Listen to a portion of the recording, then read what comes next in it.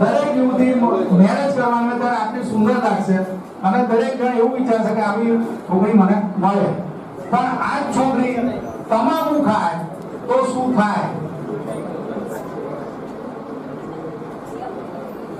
બોલો, ઓળખી શકશો? ઓળખી શકશો? જરૂર આવી જશે.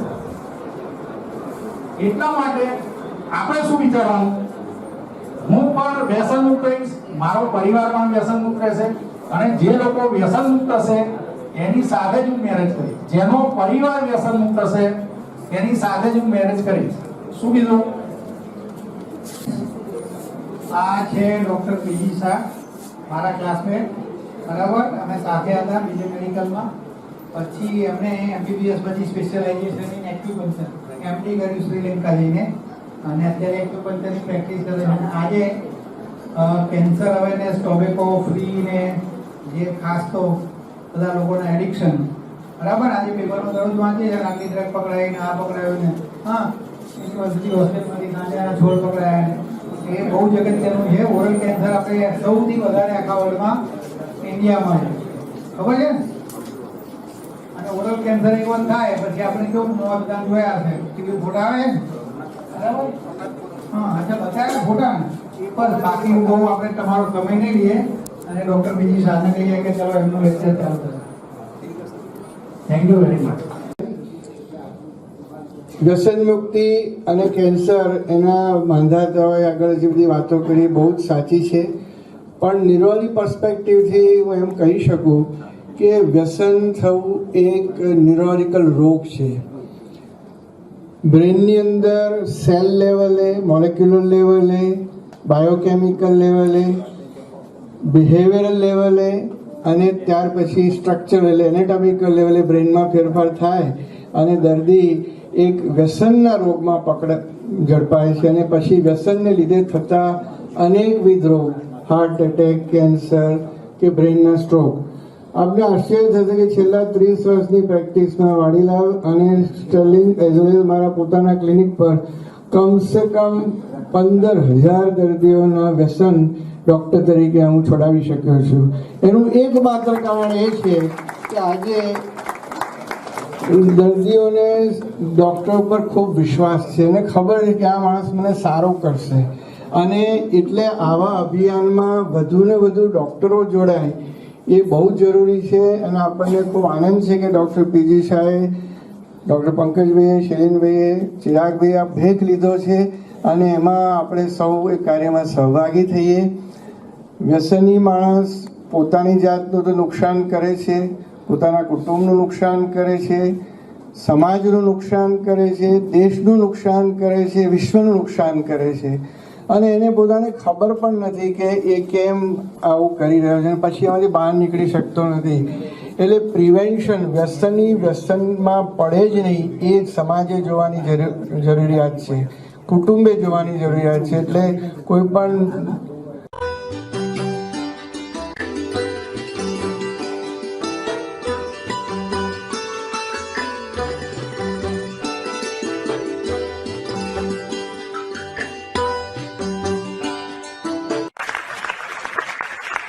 which is the brainchild of Dr. P.J. Shah. Big round of applause.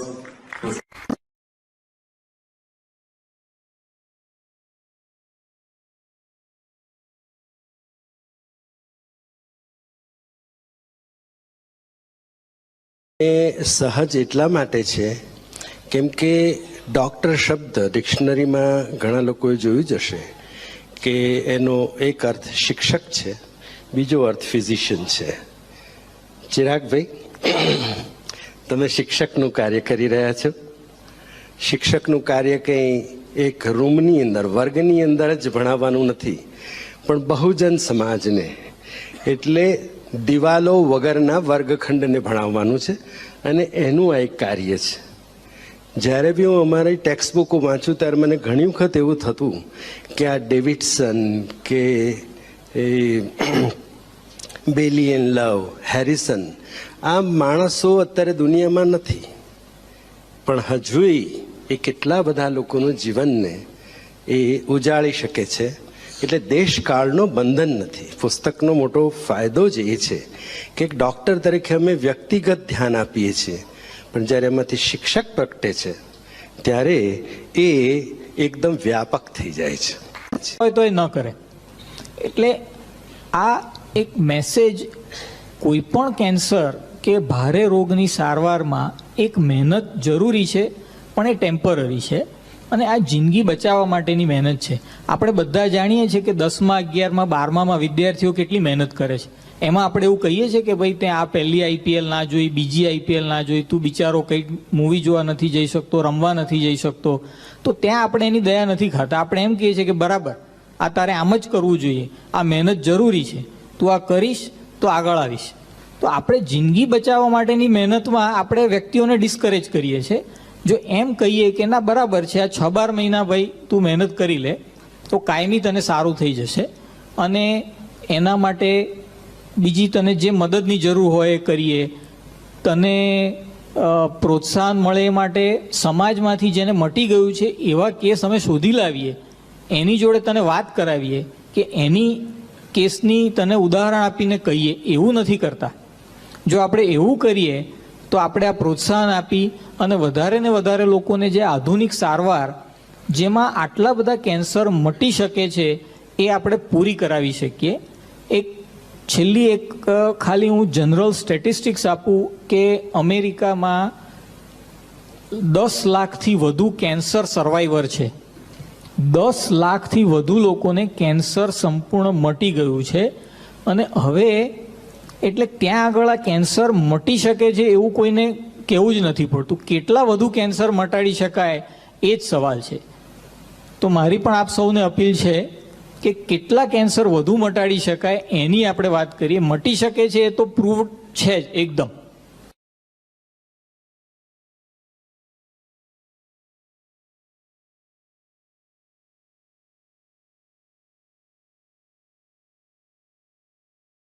Our lifestyle, in spite of so many yoga classes and so many things, and the media talking so lots of good things about the lifestyle, but in many, when I visit their offices, they're the old person, they're still smoking, taking tobacco, etc.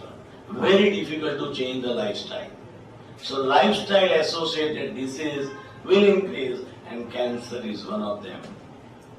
What I like good about this particular book is, Prakash has given you all the, as far as the production is concerned, but the first chapter is on the prevention of the cancer. And in the prevention, these are the days of buy one and get one free. But in this, it is buy one and get 3 free.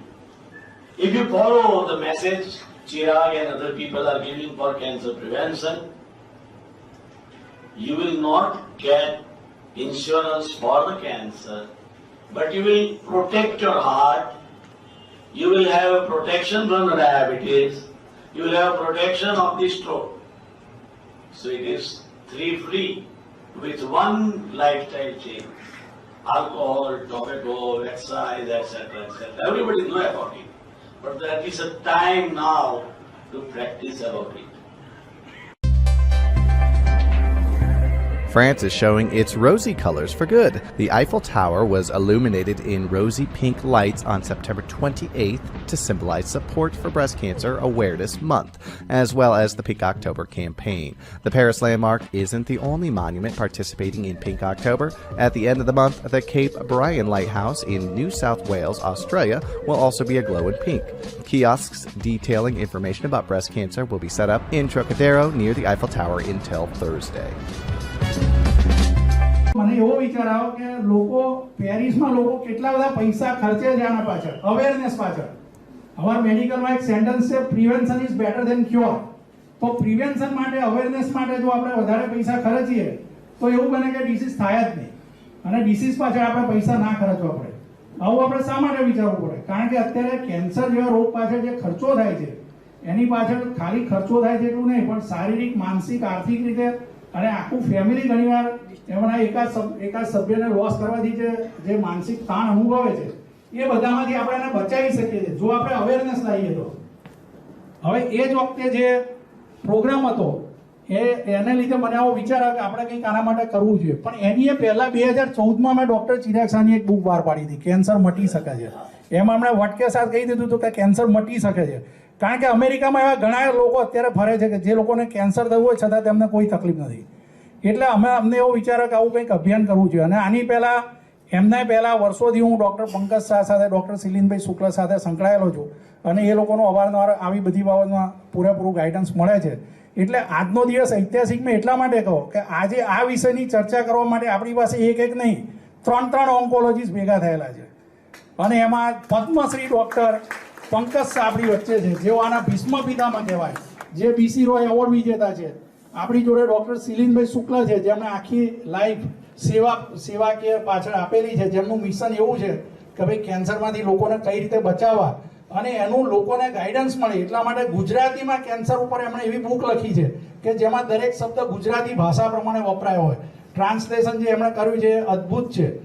Doctor Pankaj શાહે પણ હમણાં breast cancer પર એક બુકમાં એમણે પણ લખેલ છે. અને ડૉક્ટર ચિરાગભાઈ શાહે યુએસએથી ઓન્કોલોજીસ્ટ થયેલા છે અને દેશમાં ઇન્ડિયામાં એટલા માટે આવ્યા કારણ કે એમને એમ હતું કે મારે જે કંઈ કરવું એ મારા દેશ માટે હવે કરવું છે.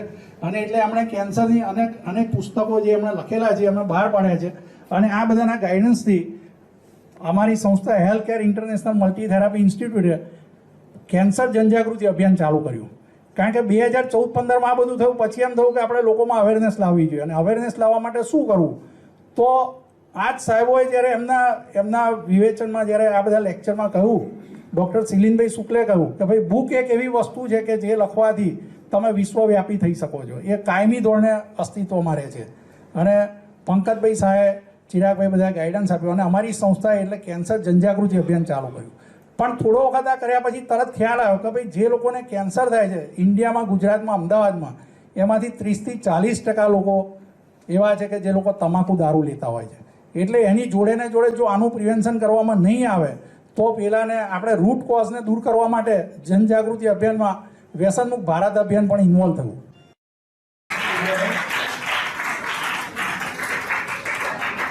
અમારી સંસ્થા છેલ્લા 20 વર્ષથી લોકોના આરોગ્ય માટે કામ કરે છે અને તેમાં આ વર્ષથી જનજાગૃતિ અભિયાન શરૂ કરીને આવતા 5 થી 10 વર્ષમાં કેન્સરના દર્દીઓનું નિદાન સારવાર શરૂઆતમાં થઈ જાય અને તેમની સારવાર ઓછા ખર્ચે થઈ જાય અને તેઓ પૂર્ણ આયુષ્ય ભોગવી શકે તે ઉદ્દેશથી આ અભિયાન ચાલુ કરેલ છે.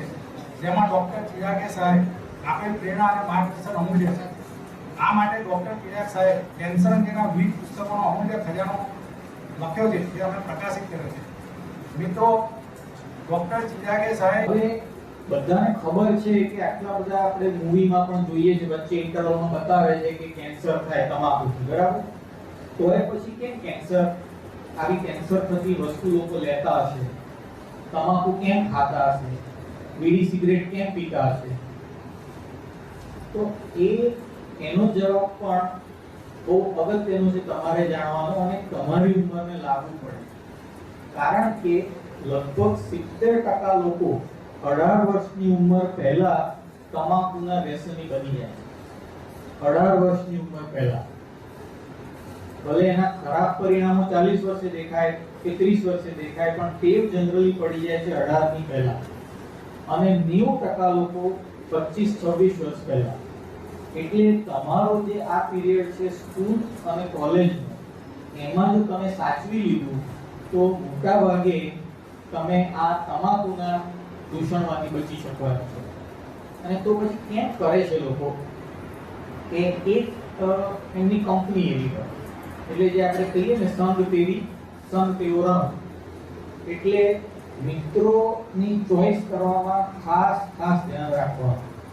અત્યારથી જે મિત્રો આડા રસ્તે ચાલતા હોય એ ભલે ગમે તેવા આપણા નજીકના હોય પણ એ આપણા દુશ્મન છે.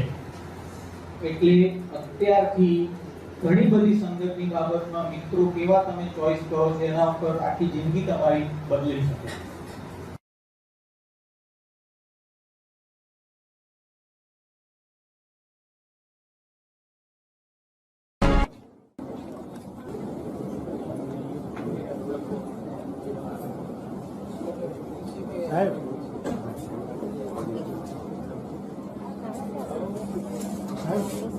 ત્યાં grateful to have Dr. P.G. Shah, President, Healthcare International Multitherapy Institute with us. I request you, sir, to share a few words with us.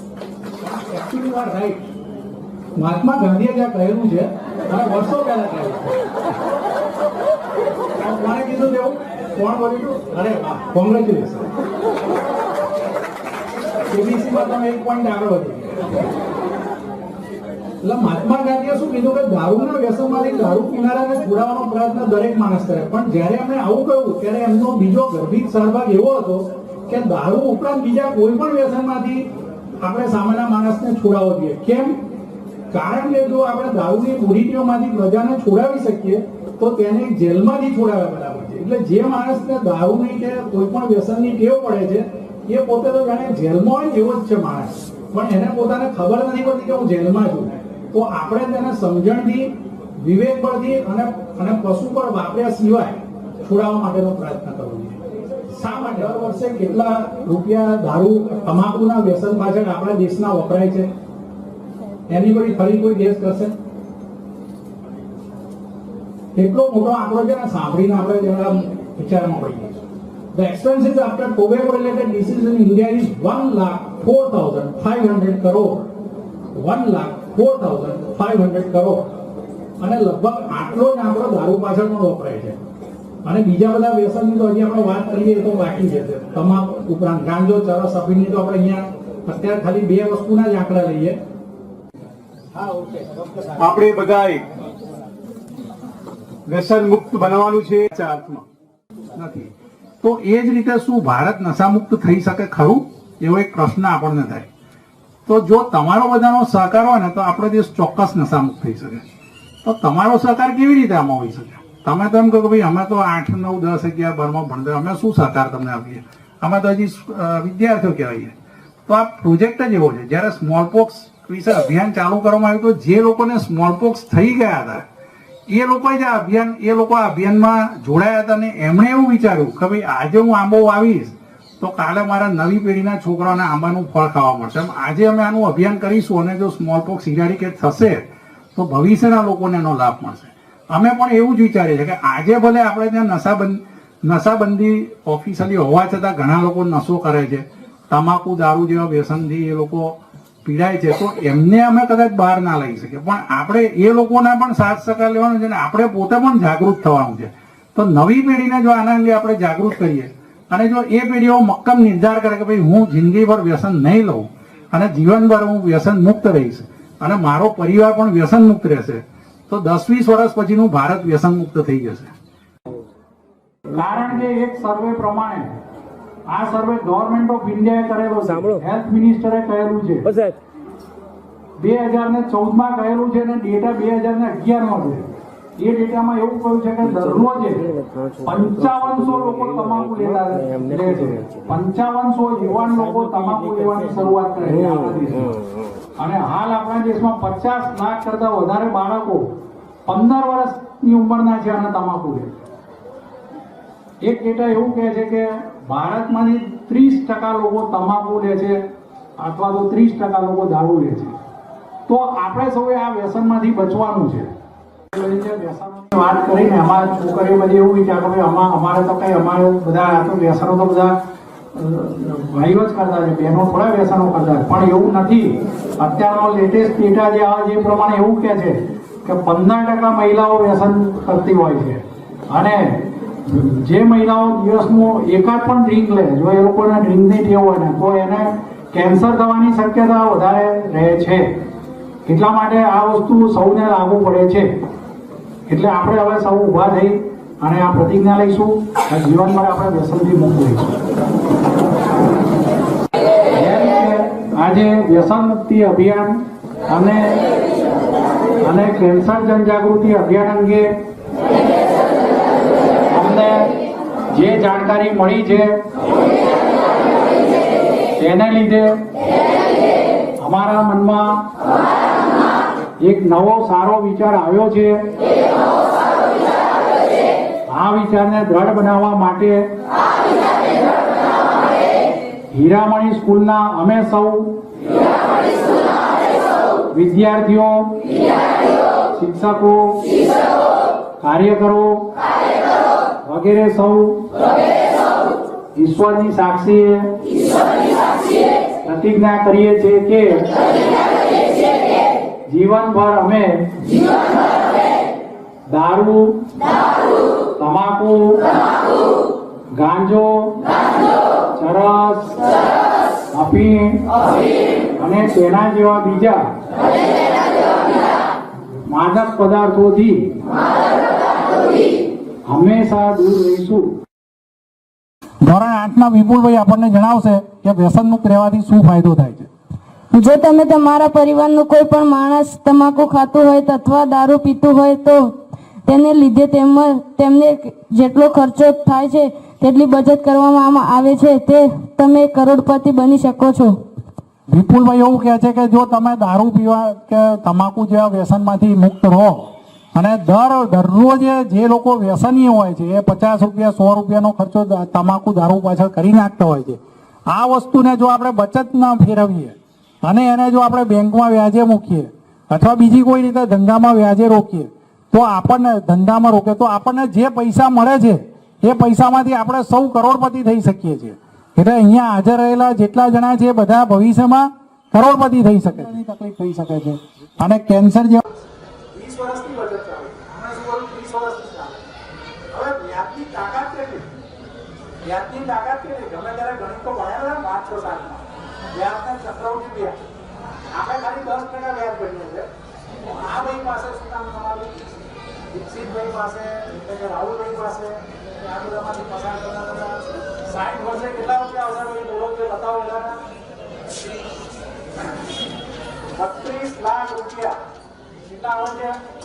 32 lakh રૂપિયા. રોજની બચત છે 60 રૂપિયા. મુકેશભાઈ છે, મુકેશભાઈને સમજાવવાનું. હવે આ ભાઈએ તો શું કર્યું કે ભાઈ 20 વર્ષથી ચાલુ કરી દીધી ભાઈ, પણ પાછા ફસતી છે. પણ એમણે 20 વર્ષથી પૈસા બચે એના વ્યાજે મૂકેલા. એટલે બહુ સરપ્રાઈઝ વાળી વસ્તુ છે કે 60 વર્ષ એમને કેટલા રૂપિયા મળશે? બોલો કોઈ કહેશે? અંદાજી આંકડો કહેશે કેટલા મળશે? આવો ભાઈ એમને આમ જવા દે 56 લાખ રૂપિયા. તમારો આ 32 લાખ રૂપિયા 56 લાખ રૂપિયા 24 લાખનો ફેર મળે છે. 75% વધારે મળે છે. આપણને કહીએ સર 20,000 નો મળે 40,000 વધારે તો 60 વર્ષે એમને કરોડપતિ થઈ ગયો. હવે તમારે કરોડપતિ એવું છે કે તમાકુ દારૂ લઈને રોડમાં આ ચોપડીની આમ કિંમત 20 રૂપિયા. જેવી રીતે તમે એકાઉન્ટ ભણતા હો કે કોઈ પણ વિષય ભણતા હો ને એ ભણીને જ તમારે આગળ તમારી ડિગ્રી તમે મેળવવાના છો. અને માટે અત્યારના જે પુસ્તકો છે બધાની વેલ્યુ તમે શું કહો છો કે આની કિંમત શું હતો? 20 રૂપિયા. આની કિંમત શું હતો? 65 રૂપિયા. હવે 65 રૂપિયા નથી આપતું. એક પાનાની કિંમત 1,000 રૂપિયા છે. હવે પ્રોપર ભણશો, સારી રીતે ભણશો, સારી જોબ પર લાગશો તો આમાંથી તમે વર્ષો પછી કરોડપતિ થવાના. એટલે આ બધા પુસ્તકની વેલ્યુ શું છે? પુસ્તકની વેલ્યુ શું કહેવાય? એમાંથી આપણે શું મેળવીએ છીએ એની વેલ્યુ. પુસ્તક તો તમને બધું આપે જ છે. આની બધી લીટીઓ વાંચો તો તમને ખબર પડશે હવે કે આપણે કેવી રીતે આપણા પૈસા ગુમાવીએ છીએ, આપણો દેશ કેવી રીતે આપણા પૈસા ગુમાવવાના. માટે વ્યસન મુક્ત રહો. અને તમારે આખા 125 કરોડ લોકોને આજની તારીખે આપણે વિચારે કે મારે વ્યસન મુક્ત કરવા છે તો શું એ શક્ય છે? બોલો ભાઈ શક્ય છે? બોલો ભાઈ શક્ય છે? કેવી રીતે શક્ય? 125 કરોડ આગળ કેવી રીતે પહોંચો? કેવી રીતે થશે? 500 જણા વ્યસન મુક્ત થશે તો એનો ફાયદો મળશે. અને તમારે કશું બીજું કરવાનું નથી. આખા ભારત દેશની તમારે ચિંતા કરો પણ સૌથી પહેલા તમારા પરિવારની ચિંતા. એટલે અમારું સ્લોગન છે બોલો ભાઈ, બોલો મારો પરિવાર, મારો પરિવાર, વ્યસન મુક્ત પરિવાર, મારા મિત્રો, વ્યસન મુક્ત મિત્રો, મારો સમાજ, વ્યસન મુક્ત સમાજ, મારું રાજ્ય, વ્યસન મુક્ત રાજ્ય, મારો દેશ. અતુલભાઈ 1 મિનિટ તમને કઈ મેસેજ આપવા ઈચ્છે છે. અતુલભાઈ સાથે સંકળાયેલા ડોક્ટર પીજી શાહની ટીમ તમારી માટે એક જ મિનિટ વાત કરી આ એવી કેમ્પસ છે, આ એવું કોલેજ છે જે તમારી જેલની જિંદગી સાથે રહેશે. આ ઇન્વોલ્વ કરો તમે, જેટલું તમે ઇન્વોલ્વ કરશો તમને સારામાં સારો લાભ મળશે. અને એક નાની વાત, જે વ્યસન મુક્તિની જે વાત છે તેમાંથી સિમ્પલ વાત તમને પૂછું મિત્રો, કે જે વસ્તુ આપણે મોંમાં, ખાસ કરીને તમાકુ અને એનું વ્યસન એવરેજ બધાને મસાલા જે કહેવાય, જે વસ્તુ મોંમાં નાખીએ છીએ અને બીજી સેકન્ડે જો આપણે મોંમાંથી કાઢી નાખવું પડે એની એક્સેપ્ટેબિલિટી કેટલી. એક નાનો બીજો પ્રશ્ન કરું છું, તમે કેટલા કિલો અથવા કેટલા ગ્રામ કાજુ દ્રાક્ષ કે બદામ ખાઓ છો? મહિને કેટલા રૂપિયાના કાજુ દ્રાક્ષ કે બદામ તમારે ત્યાં લેવાય છે? નહીં, કારણ કે કહેવામાં આવે છે કે 1000 રૂપિયા કાજુ છે અને 800 રૂપિયા કિલો બદામ છે. તો મારો તમને ક્યાં પ્રશ્ન છે મિત્રો, કે માત્ર 2 ગામના 3 રૂપિયા સાથે તમે 2500 રૂપિયાની વસ્તુ દિવસમાં મોંમાં નાખો છો. એ માં ઘરે દૂધ પીધા વગર પાણી સાથે દવા લે છે. અને જે પાન મસાલા ખાય, મારો એટલો નાનો પ્રશ્ન છે કે દિવસમાં 3 વાર પેલી પડીકી ખાઓ છો જેની તમે કિંમત 3000 રૂપિયા કિલો છે. પ્રશ્નનો જવાબ મિત્રો તમે એ આપો કે માં કે પિતાએ કે ગુનો કરેલો છે?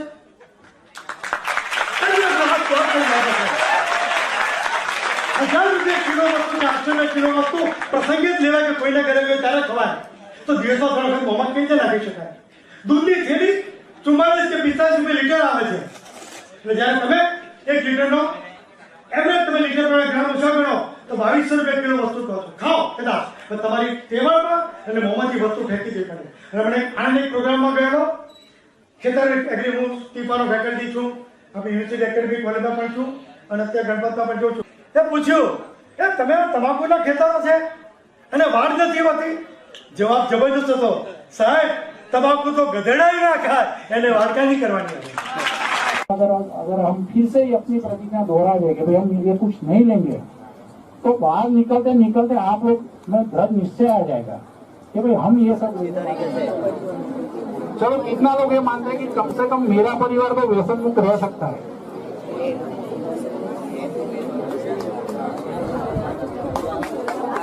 ये क्या मानते, ये मानते अपना परिवार नहीं रह सकते। जो भी शब्द बोलूंगा उसके पीछे व्यसन मुक्त बोलना है। मेरा परिवार, मेरे मित्र, मेरा स्कूल, मेरा समाज, मेरा राज्य, मेरा देश।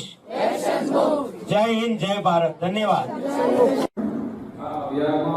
વર્ષોથી મારે જેમની સાથે ખૂબ સીધો પરિચય છે, જેમની ઘણી બધી શિબિર, કેમ્પ, અવેરનેસના પ્રોગ્રામ્સ મેં પોતે પણ એટેન્ડ કર્યા છે. હું જ્યારે કોર્પોરેટર હતો ત્યારે મેં મારા વિસ્તારમાં જે સેવા વસ્તી હોય એ સેવા વસ્તીમાં ક્યાંક ને ક્યાંક આ બધી ગતિઓ વધારે જોવા મળતી હતી. ઝુંપડપટ્ટી વિસ્તાર જે કહેવાય, તો એમને સાથે લઈને અમે ઘણું બધું કામ કર્યું. મારા ચેરમેન બન્યા પછી મને મળ્યા પીટી શાહ સાહેબ, એમણે કીધું કે અત્યારે તમે ખાલી પાર્ટીનું કામ કરતા હતા, આ વિસ્તાર પાર્ટીમાં આવે તો આ વિસ્તારમાં કોર્પોરેટરનું કામ કરશે, ત્યારે કામ કર્યું. એમણે મને કીધું કે આખા અમદાવાદમાં તમને કામ કરવાની સરસ તક મળી છે અને એવું બતાવ્યું કે તમે બધાને કામ કરવા માટે તૈયાર છો. આ સૌ જણાવવા મને આનંદ થાય છે કે સંપૂર્ણ નિઃશુલ્ક આપણે બધી સેવા સમય આપી રહ્યા. આજનો યુગ છે, આપણને સૌને ખબર છે કે સમયથી વધારે કિંમતી કશું નથી. એ સમય આપી રહ્યા છે અને ઝુંબેશ આટલી ઉપાડી છે કે આખા અમદાવાદમાં કોઈ પણ વિસ્તારમાં રહેતો બાળકને જો આપણે વ્યસન મુક્ત જાળવી શકીશું તો એ આપણા માટે ખરેખર ખૂબ મોટું પુણ્યનું કામ થશે. આવી સુંદર શિબિરમાં આપણી વચ્ચે ઉપસ્થિત ડોક્ટર પીટી શાહ સાહેબ, દિનેશભાઈ, બીજા અધિકારીશ્રીઓ, પદાધિકારીશ્રીઓ અને આપ સૌ આચાર્યશ્રીઓ, આમ તો તમારું સરસ આખું સેશન ચાલતું હતું, પણ તમારી વચ્ચે મને મળવાની રહેવા જોડી દર વખતે મને ઈચ્છાઓ છે કે બધાની જોડે મળતું નથી, આપણે વાતચીત કરીએ. આ વિષય તમને એટલા માટે કહેવાય કે અવેરનેસ કોન્ટ્રીબ્યુટ કરવાની અમારી લાગણી છે, કારણ કે દરેક બાળક, અને મારું બાળક છે તો મારું બાળક મારું અને મારા બાળકનું ઓછું સાંભળે છે, પણ શિક્ષકનું અને આચાર્યનું વધારે સાંભળે. આપ સૌ આદર્શ છો બાળકો માટે. બાળકો માટે એમના શિક્ષક શ્રી કે એમના આચાર્ય શ્રી કે એટલે એમના માટે ગર્વ વાક્ય હોય છે. એટલે આ આદર્શ છો. આપના શાળામાં ભણતા જે બાળકો છે એ આપણે 100% ફોલો કરી રહ્યા છે, અનુસરી રહ્યા છે.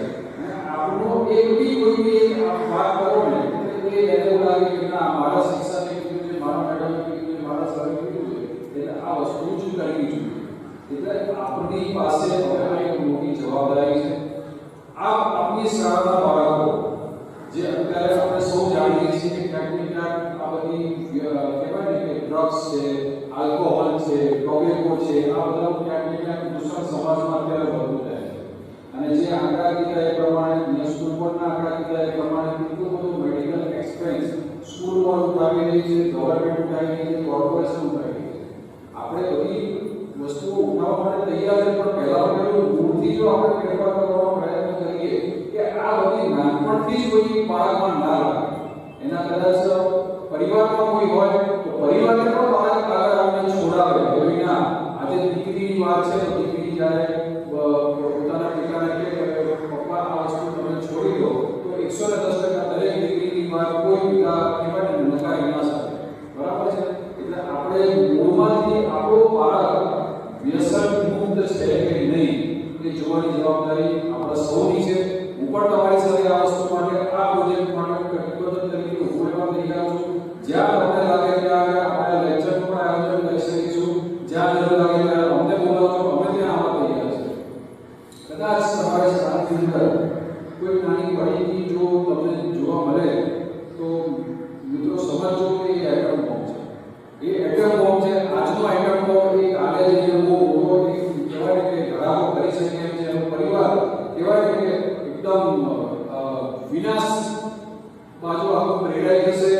પરિવાર આર્થિક રીતે, સામાજિક રીતે, બધી રીતે ત્રાસ થઈ જશે. એટલે તમે ખાસ વિશેષ કાળજી રાખો. એના માટે આ એક પ્રકારનું એક કેન્સર અવેરનેસનું અને ટી એડિક્શનનું એક ખૂબ મોટું કામ અહીંયા આગળ સ્કૂલ બોર્ડ અને ડોક્ટર પીજી શાહ સાહેબની સંસ્થા બંને સાથે આવીને એક ઝુંબેશ ઉપાડી છે. મિત્રો કોરોનાની ગાઈડલાઈન પ્રમાણે હજી નીચે ઉતરવાનો અમે લોકો વિચારતા નથી. એક ખાલી અમદાવાદ લેવલમાં એક કાર્યક્રમ બધા જોવાનો 5-5 જોવાનો ભેગો કરીને અહીંયા રાખવાનું નક્કી કર્યું છે. જરૂર લાગશે તો આગળ પણ અમે લોકો કરવા તૈયાર છે. મિત્રો આપ સૌ અહીંયા આગળ આપનો પણ અમૂલ્ય સમય પાડીને અહીંયા આગળ આવ્યા છો અને આ બધી જ જેટલી વસ્તુઓ આજે બાજુ અહીંયાથી મળવાનું છે એ બાજુ આપના જોબમાં, આપની ટીમમાં, આપના સ્કૂલમાં નીચે સુધી પહોંચાડો એવી આપ સૌને નમ્ર વિનંતી કરવા માટે, નમ્ર અપીલ કરવા માટે આપ સૌની વચ્ચે ઉપસ્થિત થયો છું. અહીંયા આગળ મને બોલાવ્યો અને શબ્દ બોલવાની તક આપી એ બદલ આપ સૌનો ખૂબ ખૂબ આભારી. ભારત માતા કી જય. વંદે માતરમ. તમે આ વસ્તુ સાથે સંબંધ છો કે કેન્સર બની શકે છે. તમે એ વસ્તુ સાથે સંબંધ છો કે જીવનભર વ્યસન રહેવાથી ફાયદો થાય છે. હવે આ વસ્તુ આપણે લોકોને પહોંચાડવી છે તો સૌથી પહેલા આપણે શું કરવું પડશે? હું પોતે જીવનભર વ્યસન મુક્ત રહીશ એની આપણે પ્રતિજ્ઞા આપ સૌ માનશો.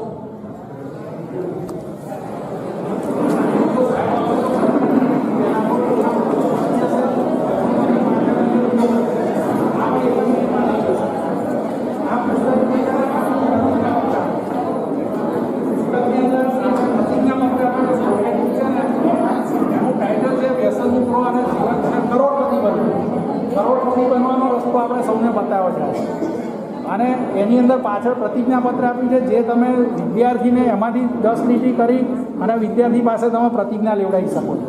એ કાગળમાં લખી લે અને મધર ફાધરની સહી લઈ આવે એવું પણ આપણે કરી શકીએ. આ પ્રોગ્રામ તમે 10 દિવસ દર મહિને તમારે ત્યાં કરશો તો વર્ષમાં 10-12 વખત એના મગજમાં આ વસ્તુ ઘૂસશે અને જો પહેલાં બીજા 5મા ધોરણથી ઘૂસી હશે જ્યાં સુધી તમારી સાથે રહે ત્યાં સુધી તમે 30-40 વાર કીધું હશે તો એ બાબતમાં મને કોઈ ડાઉટ નથી કે ભાઈ આચાર્ય અને વિદ્યાર્થીના મનમાં ના આવે. હું પણ આજે જે કહી છું ને મારા આચાર્યને મારા શિક્ષકોને લીધે જ છું અને એનું મને બહુ ગૌરવ છે કે મને આવા શિક્ષકો મળ્યા હતા. હવે આપણે આ વાંચ લાંબો કરીશું. આજે હું બોલું છું તમે બોલશો. આજે કેન્સર જનજાગૃતિ અભિયાન અને વ્યસન જનજાગૃતિ અભિયાન નિમિત્તે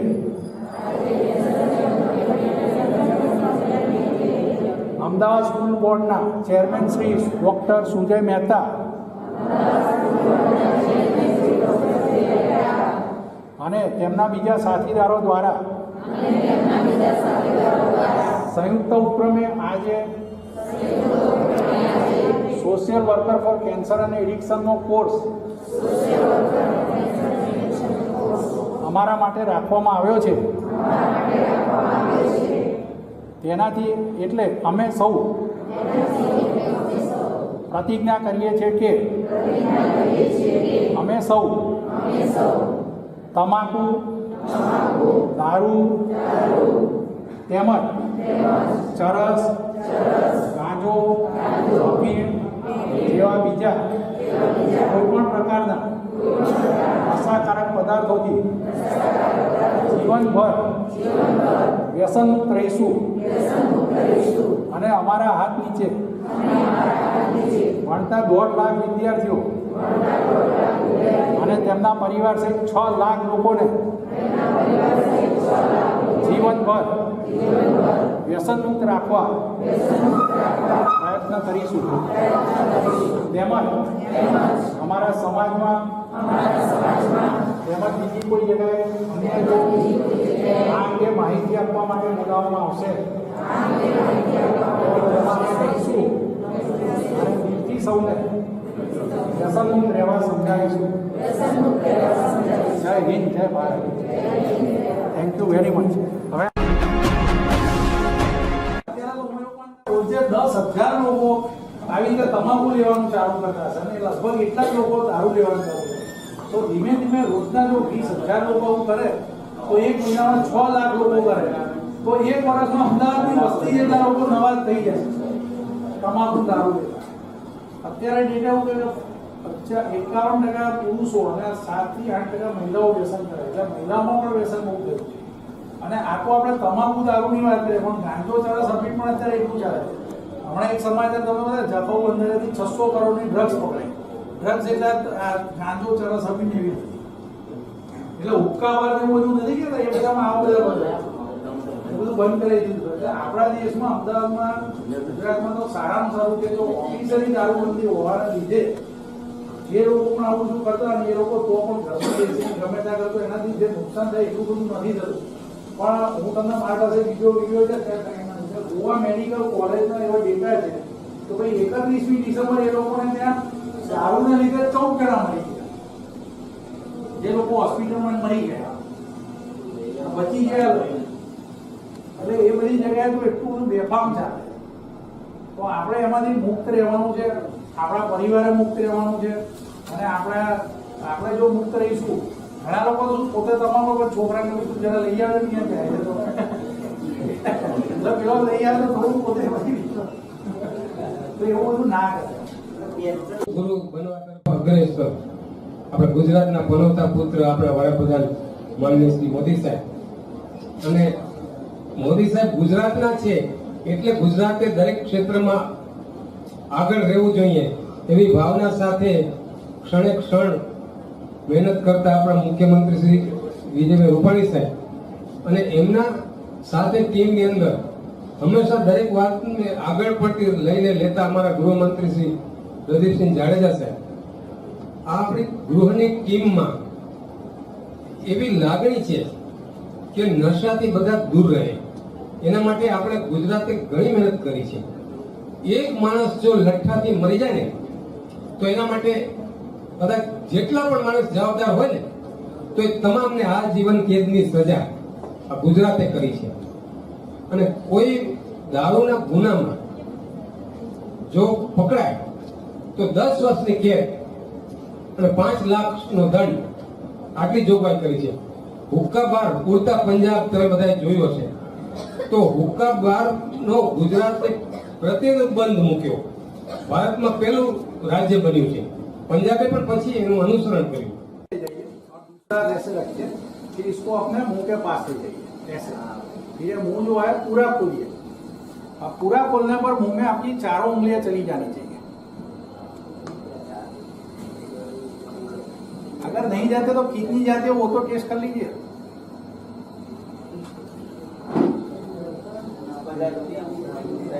मान लो कि आपको 3 उंगली जाती है, 2 उंगली जाती है, 1 उंगली जाती है, उतना आप कैंसर के ज्यादा नजदीक आ गए. आपको ये होने की संभावना उतनी बढ़ जाती है. लेकिन इसका मतलब ये नहीं कि आप टोबैको लेते हैं तो आपको 2-4 साल, 5 साल के 10 साल के बाद ही कैंसर हो सकता है. 1 साल में भी कैंसर हो सकता है. मैं अभी आपको एक वीडियो दिखाऊंगा. उसमें एक फीमेल है तो उसने 27 साल की उम्र में टोबैको चालू किया तो 28 साल की उम्र में कैंसर हो गया, एक ही साल में हो गया। तो ऐसी कोई फिक्स टाइम नहीं है कि इतने टाइम के बाद ही ये सब होगा, तो चलो उतने अवसर तक तो कोई चिंता नहीं और ये सब हम ले लेते हैं। कई लोग ऐसा सोचते हैं कि भाई उसको तो कैंसर हो गया, उसको तो ये हो गया, क्योंकि उसको तम्बाकू कैसे लेना वो पता नहीं था। मैं तो तम्बाकू किस तरह तो उसको गोल गोल घुमाता हूँ, एक जगह पर रखता ही नहीं हो, तो उसमें असर कैसे आएगा। लेकिन सब जाता तो पेट में, तो सबका असर पूरा आ जाता है। ऐसा नहीं कि आप यहाँ पे रखेंगे फिर यहाँ पर थोड़ी देर रखें तो आपको कुछ नहीं होगा। कई बार ऐसा होता है इसमें कि दांत के अंदरूनी भाग में उसका इफेक्ट आ जाता है, तो कई अरसे तक आपको कोई तकलीफ नहीं होती, लेकिन फिर आपको थोड़ा सा दर्द यहाँ होता है या थोड़ा सूजन आ जाता है, फिर आप दांत को दिखाने के लिए डॉक्टर के पास जाते हैं। दांत का डॉक्टर उसको दिखता है, बोलता है ये दांत तो निकालना पड़ेगा। जब वो दांत निकाल देते हैं तो अंदर उसको अल्सर दिखता है, और ये जो अल्सर होता है वो कैंसर का होता है। तो फिर वो उसका रूज नहीं आता है और अल्सर वैसे ही रहता है, लेकिन ऊपर दांत का ये पड़ आ जाता है, दांत आ जाता है, इसलिए उसका इफेक्ट आपको तुरंत नहीं दिखता है। इसलिए जो भी लोग तंबाकू लेते हैं उनको कभी भी कुछ भी हो सकता है। आज आपने लेक्चर सुना, एक सप्ताह के बाद आपको कुछ होता है और उसका कैंसर भी डायग्नोस आ जाता है। तो एक बार अगर ये हो जाता है तो फिर उसको अच्छा करने में बहुत ही दिक्कत आती है, बहुत ही खर्चा आता है, और पूरा फैमिली जो आर्थिक रीते थोड़ा भी सेटल हुआ होता है वो फिर से गरीबी में आ जाता है। तो ऐसा नहीं होने के लिए इकोनॉमिक कॉस्ट जो आपको खुद को इससे जो इकोनॉमिक लॉस होता है और उसको छोड़ देने से और वही पैसा बचाने से आपको जो इकोनॉमिक प्रॉफिट होता है उसके लिए भी आपको तंबाकू नहीं लेना चाहिए। तो એનાથી શું ફાયદો થાય છે? કઈ નહીં, મગજ ચક્રાવે ચડી ગયા, સારું લાગે એવું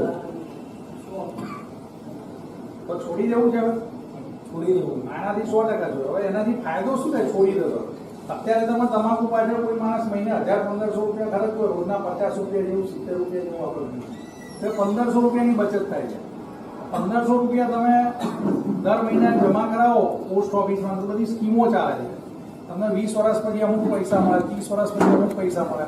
તો હું તમને એક સ્લાઇડ એવી બતાવવા માંગુ છું, અને એની જિંદગી બદલાવશે વધારે આથી આપણામાં ભાગ લેવો જોઈએ। એટલે અત્યારે જે આપણે લેક્ચર જે ખાલી કેન્સર એટલે શું એ જાણવા માટેનું તો છે, પણ પછી એ કેન્સર વિશે જાણી લીધા પછી તમારે શું કરવાનું એનું પણ એમાં આપણે માહિતી લઈશું। એટલે પહેલા આપણે તો વોટ ઇઝ કેન્સર? આપણા શરીરમાં રહેલા કોષોની અનુસારણ વૃદ્ધિને ગાંઠ અથવા તો નિયોપ્લાઝમ કહે છે, અને આ ગાંઠ સામાન્ય રીતે નિર્દોષ અથવા તો ખરાબ અથવા તો કેન્સર અથવા તો મેલિગ્નન્ટ હોઈ શકે। એટલે ગાંઠને નિયોપ્લાઝમ અથવા ગાંઠના બે પ્રકાર હોય છે, બિનેન અને મેલિગ્નન્ટ। જે ગાંઠ બિનેન હોય છે તે એક જ જગ્યાએ રહે છે, એટલે ફેલાતી નથી, એટલે જ એને બિનેન કહે છે। પણ જે મેલિગ્નન્ટ નિયોપ્લાઝમ છે અથવા તો કેન્સર છે એ ગાંઠો શરીરના જે તે ભાગને નુકસાન કરે છે, અને જેમ સમય વધુ જાય ને તેમ તો વધુ ફેલાય છે। ફેલાય તો તમે લોહી અથવા તો લિમ્ફેટિક માટે શરીરના બીજા ભાગોમાં પણ પસાર થાય।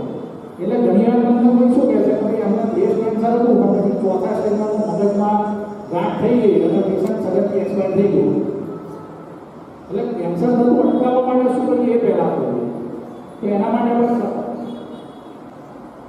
WHO જે લેટેસ્ટ એટલે 12 વર્ષમાં એવું કીધું છે કે if there is no alcohol, no tobacco, no obesity and regular exercise, તો કેન્સર થવાની શક્યતા 50% ઉપર ઘટી જાય છે।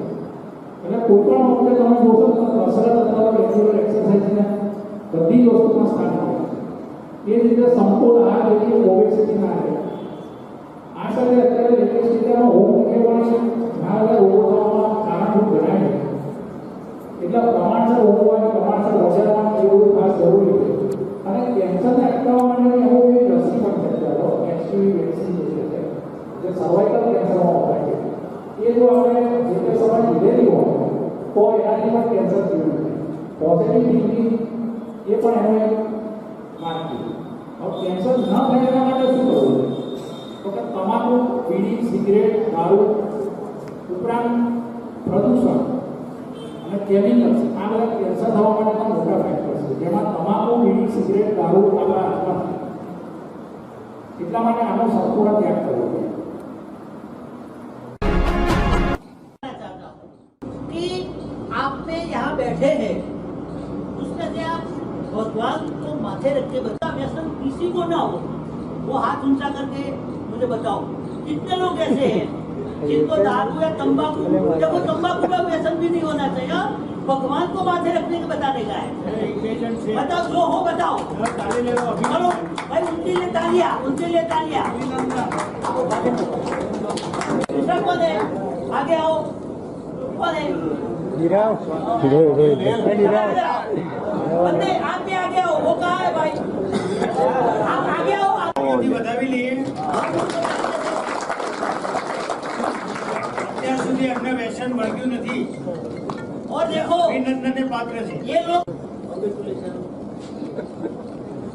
और मैं जो बात बताने जाने वाला हूँ वो आप समझो।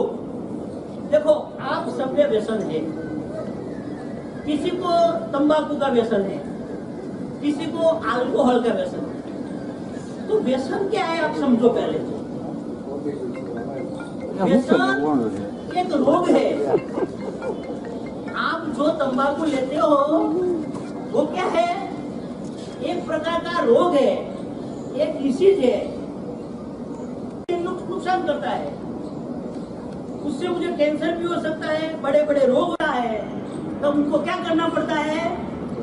उसकी ट्रीटमेंट करनी पड़ती है। अगर किसी को टीबी हो गया और ऐसे बोलेगा मुझे टीबी है, मुझे टीबी है, तो मिटेगा? उनको क्या करना पड़ेगा? डॉक्टर के पास जाना पड़ेगा। डॉक्टर से निदान करके 9 महीना या 1 साल के लिए दवाई खानी पड़ेगी और वो बिल्कुल टीबी से मुक्त हो जाएगा और पहले जैसा हट्टे कट्टा हो सकता है। तो आप सबको भी एक प्रकार का रोग है, आप समझ लो। आप ऐसा मत सोचो कि मैं तो एक मामूली पान गुटखा खाता हूँ तो मुझे दूसरे लोग तो दारू पीते हैं और मुझे टाइम कम है, इसलिए पहले ट्रीटमेंट पार्ट। फिर मैं आपको 2-4 वीडियो दिखाऊंगा, तब तक मैं वीडियो तैयार हो जाएगा। तंबाकू से क्या हानि होगी, एक वन पीस लेके जाना और मुंह में रख देने का। You can test it. वो क्या है, कोई बताएगा मुझे बाद में ये चीज कौन सी है, वो आपको बताना है। ये चीज ऐसी है जो मैंने आपको अभी दिया ना, वो होम रेमेडी बोलते हैं उसको, घरगथ्थु उपाय बोलते हैं। हर एक के घर में ये बन सकता है, अपने पास रख सकते हैं। लेकिन अगर उससे भी आपको ऐसा लगता है कि नहीं छूट सकता है तो ये निकोडेक्स करके ड्रग आती है। ये जो है ना, उसमें च्युइंग गम होती है, च्युइंग गम है।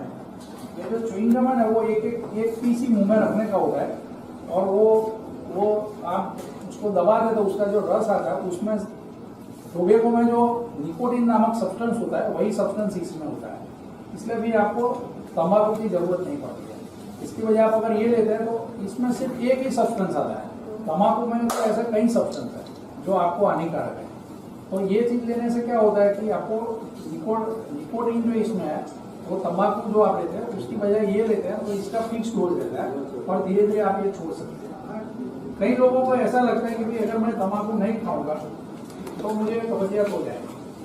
तो उसके लिए एक उपाय है, ये जो दवा आती है जो हमने उसमें लिखा ही है, आपको जो कागज दिया ना उसमें लिखा है कि कब्जियत के लिए, एसिडिटी के लिए सब लिखा हुआ है। तो ये जो दवा आती है वो अगर आप लेते हैं एक गोली रात को सोते वक्त तो दूसरे दिन आपको टॉयलेट बराबर हो जाता है।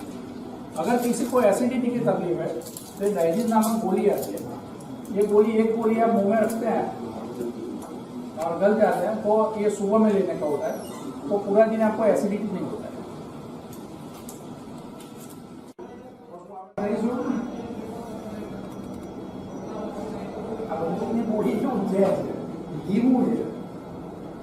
જેને તમાકુ ખાધું બધાના અંદર આંતરડા આપણે કોળીને જોઈએ છે, કોળીને ખબર પડે કે અંદર કેટલું નુકસાન થયું, જગત જોઈએ કોળીને તો ખબર પડે કેટલું નુકસાન થયું। ધીમા જેલમાં જેવું છે ને, પેલું તો લીધું પતી ગઈ વાત છે, એની ચિંતા નથી, પણ આ જે ધીમું ધીમું છે એમાં જ મુશ્કેલી છે। મુશ્કેલી કોને છે? ખાલી તમને નથી, આખા પરિવાર। એટલે આપણે શું નક્કી કરવાનું છે કે મારો આખો પરિવાર વ્યસન મુક્ત રહેશે। હું તો જીવનભર વ્યસન મુક્ત રહીશ પણ મારો પરિવાર પણ વ્યસન મુક્ત રહેશે। એટલે જ અત્યારે આપણે બધા પ્રતિજ્ઞા લેવાના કે અમે સૌ જીવનભર વ્યસન મુક્ત રહીશું। ચાલો પરિવાર વતી અમારા સિનિયર બધા માણસો અહીંયા આવેલા છે, અધિકારીઓ, તેઓ વતી આપ સાહેબ, સર સાહેબ આપ સૌનું, સર સાહેબ આપનું હાર્દિક સ્વાગત કરું. વલસાડ જિલ્લા સહકારી દૂધ ઉત્પાદક સંઘ લિમિટેડના સભાસદો અને કર્મચારીઓ જાહેરમાં અને સમૂહમાં વ્યસનના દૂષણોને તન અને મનથી દૂર કરવા આજે વ્યસન મુક્તિની જનજાગૃતિની ભગવાન ઈશ્વરના સોગંદ લઈ પ્રતિજ્ઞા કરીએ છીએ. વ્યસન મુક્ત ભારત જનજાગૃતિ અભિયાનને વેગ આપવા માટે અમો સૌ આજથી ગુટકા, પાન મસાલા, બીડી, સિગરેટ કે તમાકુ, દારૂ તેમજ તેના જેવા માદક અને હાનિકારક વ્યસનોથી